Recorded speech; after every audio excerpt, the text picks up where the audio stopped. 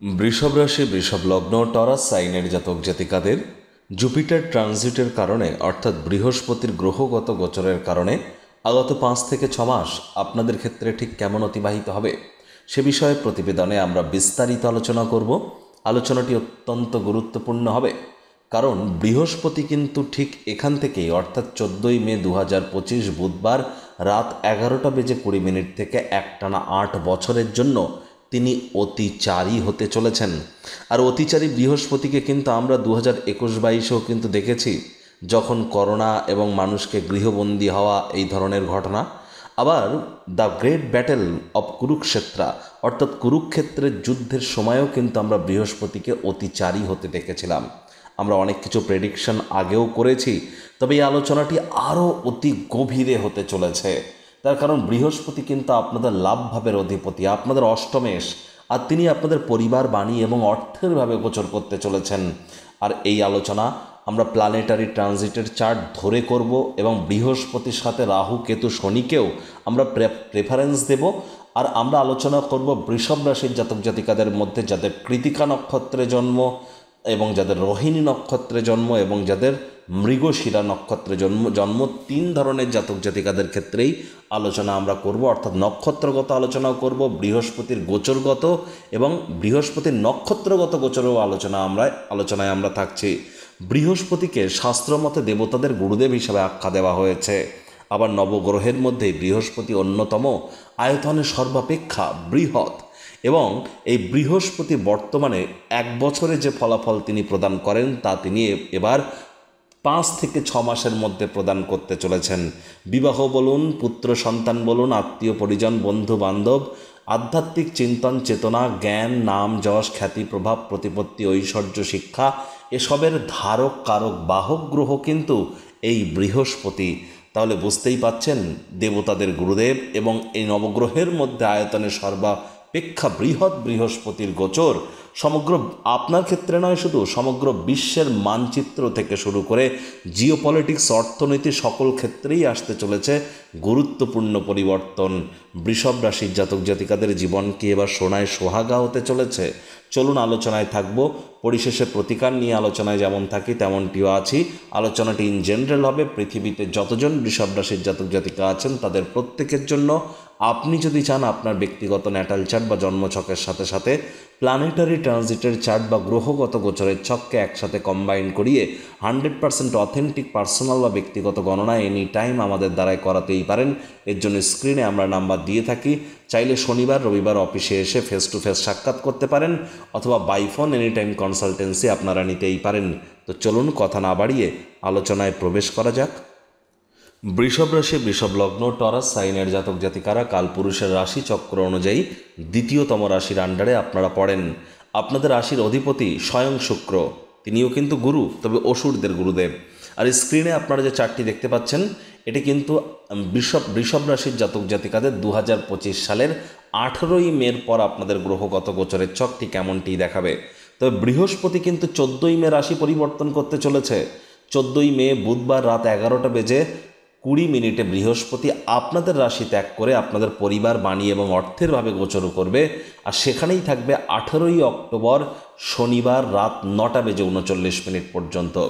তাহলে 14ই মে থেকে 18ই অক্টোবর এই যে টাইম ফ্রেম, এর মধ্যবর্তী সময়কালীন নিয়েই আমরা আলোচনায় থাকব। বৃহস্পতির 3টি দৃষ্টি আছে, পঞ্চম, সপ্তম, নবম দৃষ্টি। বৃহস্পতির পঞ্চম দৃষ্টি আপনাদের রোগ, ঋণ, শত্রুরভাবে পড়ছে। বৃহস্পতির পূর্ণ দৃষ্টি আপনাদের অষ্টমভাবে পড়ছে, আর অষ্টম ভাবের অধিপতি স্বয়ং বৃহস্পতি নিজে, তিনি নিজের গৃহকে পূর্ণ দৃষ্টি দিয়ে দেখবেন। আর বৃহস্পতির অন্তিম দৃষ্টি, নবম দৃষ্টি থাকবে রাহুর উপরে আপনাদের কর্মস্থানে। এর সাথে সাথে আমরা কিন্তু দেখব যে বৃহস্পতি যেহেতু আপনাদের অষ্টমেশ এবং লাভভাবের অধিপতি বৃহস্পতি, তাহলে এই দুটি গৃহও কিন্তু একটু পরিবর্তিত হতে চলেছে। প্রথমে আমরা ইন জেনারেল শর্ট এবং জিস্টে আমরা জেনে নেব যে এই সময়টা আপনাদের জন্য কেমন থাকবে। তারপর আমরা প্ল্যানেটারি ট্রানজিটের চার্ট ধরে জটিল আলোচনায় প্রবেশ করব। প্রথমেই সহজ সরলভাবে আমাদের জেনে নেওয়া উচিত। দেখুন, প্রথমেই বলবো যে আপনাদের বাণীর মধ্যে মাধুর্যতা, বাণীর মধ্যে গভীরতা বৃদ্ধি পেতে চলেছে। এ সময় আপনি যা বলবেন মানুষজন দেখবেন মন দিয়ে সেটা শুনছে, মানুষজন আপনার উপদেশও শুনে চলবে। আপনার মুখনিসৃত বাণী সমাজের প্রত্যেক ব্যক্তিবর্গের কাছে আপনাদেরকে আকর্ষিত করতে চলেছে। এ সময় আপনার পরিবার পরিজন আত্মীয় স্বজনদের সাথে সুখ দুঃখ আপনারা ভাগ করে নিতে পারবেন এবং কোয়ালিটি টাইম পাস করতে চলেছেন। এবং এ সময় আপনাদের মধ্যে হয়তো কিছুটা সমস্যা দেখা দিতে পারে, সেটা মানি সেভিংসের ক্ষেত্রে, অর্থাৎ অর্থকে সঞ্চয় করার ক্ষেত্রে। তবে হ্যাঁ, কিছুটা পোর্শন টাকা আপনারা অবশ্যই হয়তো সঞ্চয় করে ফেলবেন। আর এ সময় কিন্তু অবশ্যই আপনাদের মধ্যে যারা বিজনেসম্যান আছেন তাদের ক্ষেত্রে কিন্তু দুর্দান্ত অপরচুনিটি আসতে চলেছে। সিগনিফিক্যান্ট গ্রোথ আপনারা এ সময় পরিলক্ষিত করবেন। এ সময় আপনার পৈতৃক সম্পত্তি বা পৈতৃক বিজনেস সম্পর্কিত কোনো না কোনো সুখবর আপনারা প্রাপ্তি করতে পারেন। এমনকি যারা জবেও আছেন, যারা চাকরিজীবী আছেন, তারাও বেশ মোটা অঙ্কের অর্থ উপার্জন করতে চলেছেন। আধ্যাত্মিক ক্রিয়াকলাপে আপনাদের যুক্ত হতে দেখা যাবে। আর এ সময় আপনারা শ্বশুর শাশুড়ির তরফ থেকে কোনো না কোনো, শ্বশুর বাড়ির তরফ থেকে কোনো না কোনো সুখবর কিন্তু প্রাপ্তি অবশ্যই করতে পারেন। এবং এ সময় আপনারা যে সমস্ত অর্থ উপার্জন করবেন সেগুলি কিন্তু অন্যান্যদেরকেও সাহায্য করতে চলেছেন তার থ্রু দিয়ে। এ সময় আপনার যারা অপোনেন্টস, যারা আপনার ক্ষেত্রে শত্রু হিসাবে পরিগণিত হয়, তারাও কিন্তু এনকাউন্টার করতে আপনাকে ভয় পাবে, অর্থাৎ শত্রুপক্ষের উপরে বিজয় হাসিল করতে চলেছেন। এ সময় আধ্যাত্মিক বা তীর্থযাত্রা, তীর্থ ভ্রমণের সুযোগ প্রাপ্তি করতে পারেন। প্রেমের জীবনে, পারিবারিক ক্ষেত্র থেকে আপনারা সহযোগিতা হয়তো আপনারা পেয়ে যাবেন। এবং এ সময় কিন্তু অবশ্যই আপনাদের ক্ষেত্রে এক প্রকার সোনায় সোহাগা থাকার টাইম। তবে ডিসেম্বর মাসের 4 তারিখের পর কিন্তু পরিস্থিতি বদলাবে। আমরা সে বিষয়ে অক্টোবর মাসে আমরা আবার কিন্তু বৃহস্পতির গোচর নিয়ে বা বক্রি হওয়া নিয়ে ভিডিও আপনাদের সামনে আনতে চলেছি। এখানে আপনাদের বলবো, দেখুন, বৃহস্পতি যে গৃহে অবস্থান করে সেই গৃহকে তিনি দুর্বলতা প্রদান করেন। সেই গৃহে দুর্বলতা বলতে গেলে এক প্রকার রেসপন্সিবিলিটি বৃদ্ধি করে দেন, ভার বাড়িয়ে দেন। কারণ বৃহস্পতির ভলিউম, ওজন তো অত্যন্ত বেশি। তিনি যে গৃহে বসেন সেই গৃহকে একটু দাবিয়েই দেন তিনি। আর বৃহস্পতি 3টি দৃষ্টিতে আছে অমৃত, যে যে গৃহে বর্ষিত হয় সেই সেই গৃহকে তিনি পজিটিভিটিই কিন্তু প্রদান করেন। কিন্তু এবার কাহিনী অন্যরকম। বৃহস্পতি সাধারণত এক রাশি থেকে আর এক রাশিতে গোচর করতে 1 বছর টাইম নেন, কিন্তু এবছর বৃহস্পতি তিনবার রাশি পরিবর্তন করবেন। তাহলে বৃহস্পতি 3 বছরে যতটা ঘটনা ঘটাতে পারেন সেই ঘটনা তিনি 1 বছরেই ঘটাতে চলেছেন। আর এখানে তো আমরা দেখব মাত্র 5 মাসের মধ্যেই বৃহস্পতি 1 বছরের কাহিনী আপনাদেরকে দেখাবেন। অর্থাৎ লাইফ কিন্তু এবার খুব ফাস্ট মুভমেন্ট করতে চলেছে, ফাস্ট মুভ করতে চলেছে, খুব দ্রুত গতিতে। আপনি যদি বৃহস্পতিকে নিজস্ব অরবিটে দেখেন এ সময়, তাহলে জুপিটার দেখবেন নিজের অরবিটে খুব দ্রুত গতিতে মুভ করছে। এবং দেখে এমনটাই মনে হবে, নাসার টেলিস্কোপ দিয়ে যদি দেখেন তাহলে বৃহস্পতি যেন সূর্যকে নিজের দিকে আকর্ষিত করছে। বৃহস্পতি আকাশ তত্ত্ব, তাহলে আকাশে অনেক ঘটনা নতুন ঘটবে। হয়তো কিছু আমরা কমেটকে পরিলক্ষিত করতে পারি, অথবা কিছু নতুন অ্যাস্টেরয়েড বেল্ট বা অথবা কোনো না কোনো উল্কাপিণ্ড আমাদের দিকে ধেয়ে আসতে পারে। এমন ঘটনাও কিন্তু ঘটতে চলেছে, ইমিডিয়েট না হলেও আগত 8 বছরের মধ্যে। হলিউড মুভিতে যে ধরনের ডিভাস্টেশনের সিনারিও আমরা পরিলক্ষিত করেছি, এগুলো আপনাদের ক্ষেত্রে শুধু নয়, সকল জাতক জাতিকা, সকল রাশির জাতক জাতিকা, সকল লগ্নের জাতক জাতিকাদের ক্ষেত্রে এটি কিন্তু সত্য। যারা বিশেষ করে জলস্তরের খুব আশেপাশে আছেন, সমুদ্র তীরবর্তী এলাকায় বসবাস করেন, যারা বন্য অর্থাৎ ফরেস্ট এরিয়াতে যারা বসবাস করেন, এবং যারা বসবাস করেন ভূমিকম্প প্রবণ এলাকায়, তাদেরকে কিন্তু অতিরিক্ত সাবধানতা এবং অতিরিক্ত সচেতনতা আপনাদেরকে কিন্তু এ সময় অবলম্বন করে চলতে হবে। কারণ বৃহস্পতিরই অতিচারী হওয়া, ভূমিকম্প, দাবানল, সুনামি, যুদ্ধ, রাজনৈতিক নেতাদের হত্যা, প্রচুর স্ক্যাম সামনে আসা এবং আধ্যাত্মিকতার জগতে একটা আমূল পরিবর্তন হওয়া, নতুন নতুন আবিষ্কার, নতুন সমগ্র, এক কথায় বলতে গেলে এই যে 8 বছর আসতে চলেছে, এই 8 বছরে সম্পূর্ণ পরিবর্তন ঘটতে চলেছে জিও পলিটিক্স থেকে টোটাল ইকোসিস্টেমের। এবং মনুষ্য জাতীয় অনেক নতুন নতুন ইনভেনশন করবে। দ্য পাওয়ার অফ গডস, অর্থাৎ ঈশ্বরের শক্তিকে মানুষ করায়ত্ত করতে চলেছে। অলরেডি স্মার্টফোন, কম্পিউটার, ট্যাবলেট, ল্যাপটপের থ্রু দিয়ে আমরা কিন্তু ঐশ্বরিক শক্তির কিছুটা হলো আভাস আমরা পেয়েছি। এবার তার সেখানে আমরা ম্যাচিওর হতে চলেছি। অর্থাৎ সুপার কম্পিউটার এবং সুপার কম্পিউটারের সাথে সাথে কোয়ান্টাম ফিজিক্স কিন্তু মাথা চাড়া দিয়ে উঠবে। টাইম ট্রাভেলের জন্য কিন্তু মানুষ এ সময় অত্যন্ত অধীর আগ্রহ তাদের ব্যক্ত করবে।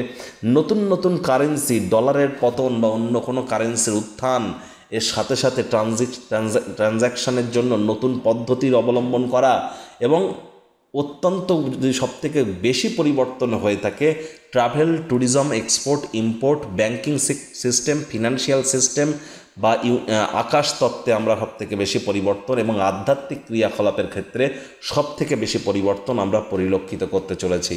বৃষভ রাশির জাতক জাতিকাদের ক্ষেত্রে বৃহস্পতি আপনাদের সেকেন্ড হাউসে গোচর করছে, যেখানে 3 লেখা আছে, গুলিয়ে ফেলবেন না, ওটি আপনাদের সেকেন্ড হাউস। তাহলে পরিবার পরিজনদের সাথে সুখ বাড়লেও খরচের মাত্রা বাড়তে পারে, যার কারণে সঞ্চয় কিন্তু ঘাটতি পড়তে পারে। সঞ্চয়ের দিকে একটু নজর দিন, শরীর স্বাস্থ্যের দিকে একটু নজর দিন। শনির 3য় দৃষ্টি কিন্তু আপনাদের রাশিতে থাকছে, বৃহস্পতির কিন্তু পূর্ণ দৃষ্টি থাকবে আপনাদের অষ্টমভাবে। তাহলে যারা জাদু, তন্ত্র, মন্ত্র বিদ্যা, অকাল, সায়েন্স, জ্যোতিষ চর্চা, গবেষণামূলক পড়াশুনো, পিএইচডি লেভেলের পড়াশুনো, বিদেশি ভাষা শিক্ষার চেষ্টা যারা করছেন, তারা 100% ভাগ্যবান প্রমাণিত হতে চলেছেন। এর সাথে সাথে যারা লং ডিস্টেন্স জার্নি, দূরবর্তী যাত্রা বা ভ্রমণের প্ল্যানিং করছিলেন, তারাও ভাগ্যবান প্রমাণিত হবেন।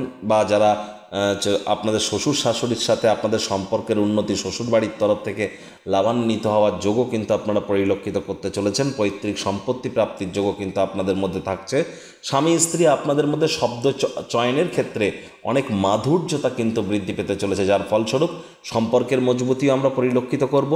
বৃহস্পতির 5ম দৃষ্টি যেহেতু আপনাদের 6th হাউসে থাকছে, তাহলে বেকার যুবক যুবতীদের নতুন চাকরি কর্মসংস্থানের যোগ তো থাকছেই, শত্রুপক্ষও কিন্তু অবদমিত হবে।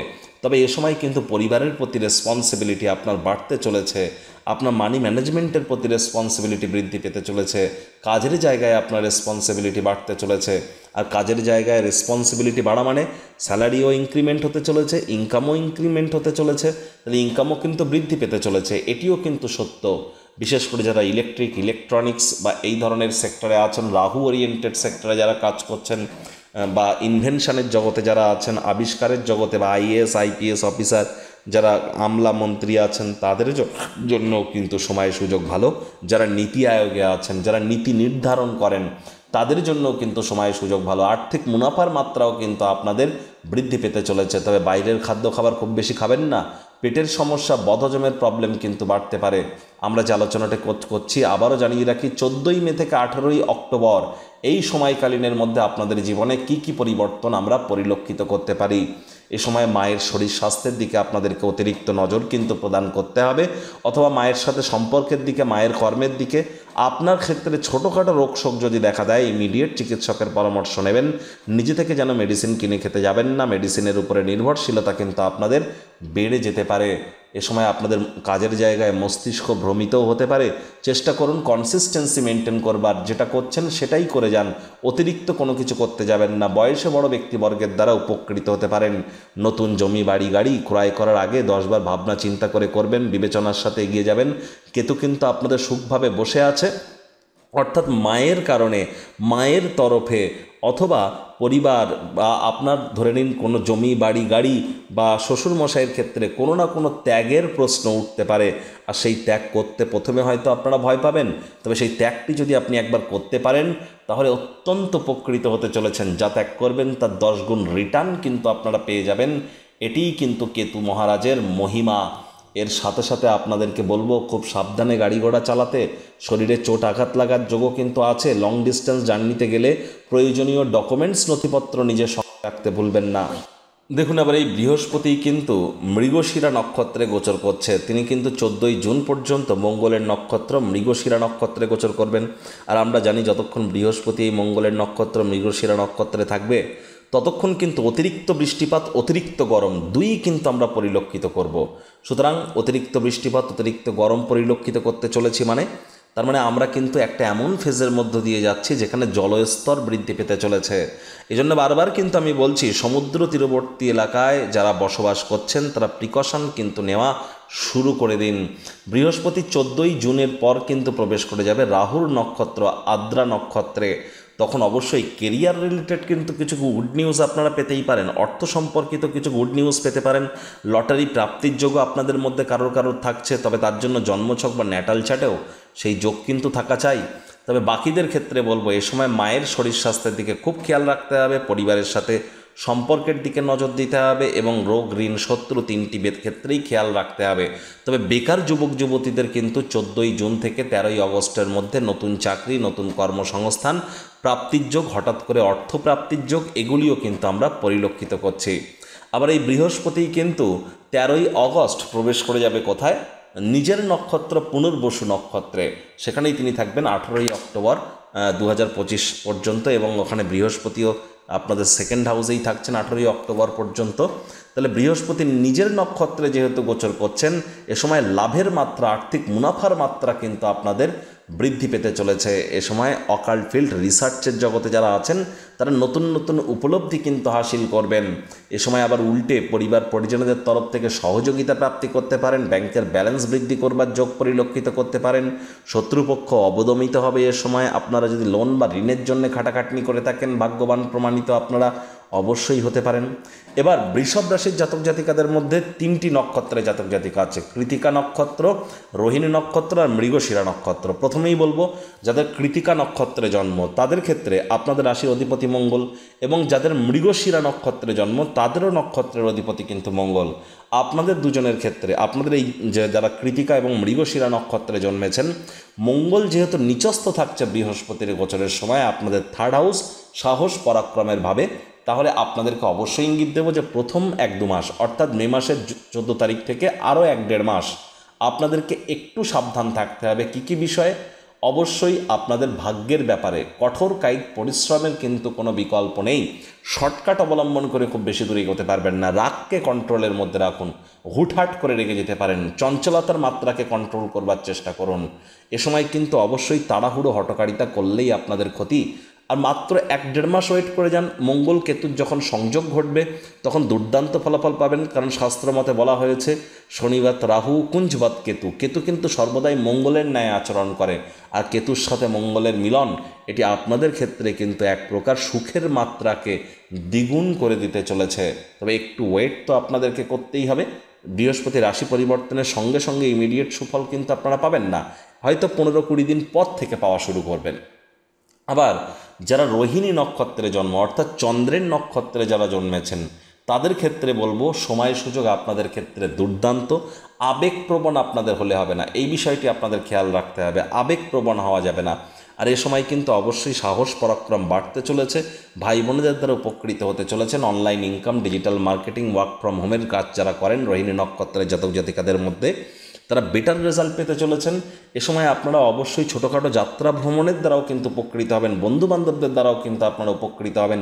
আর্থিক মুনাফার মাত্রাও কিন্তু আপনাদের বাড়তে চলেছে। আর আগে যা যা পজিটিভ বলেছি সব কিছুই আপনাদের সাথে খাটবে। তাহলে সময় সুযোগের সদ্ব্যবহার করতে যেন ভুলবেন না। প্রতিকার স্বরূপ আলোচনা করতে গিয়ে আপনাদের বলবো, স্ক্রিনে আপনারা দেখতে পাচ্ছেন বৃহস্পতির বীজ মন্ত্র ওম গ্রাং গ্রিং গ্রৌং স গুরাবে নামা। এটি আপনারা সকাল দুপুর সন্ধ্যা 3 বেলায় 108 বার করে জপ করুন না। যারা ইমিডিয়েট নিজেকে উন্নত করতে চান, উন্নতি পেতে চান, তাহলে তারা চেষ্টা করুন পার ডে 1080 বার জপ করার। যতক্ষণে 1,80,000 বার আপনারা জপ করতে পারছেন, 1,80,800 বার জপ করতে না পাচ্ছেন, ইমিডিয়েট জপ করা শুরু করে দিন। আর বৃহস্পতিবার করে হলুদ রঙের ড্রেস পরুন, বৃহস্পতিবার করে সাত্ত্বিক জীবনযাপন গ্রহণ করুন, বৃহস্পতিবার করে নিরামিষ খাদ্য খাবার খান, বৃহস্পতিবার করে মুসুর ডাল কলা খাবেন না।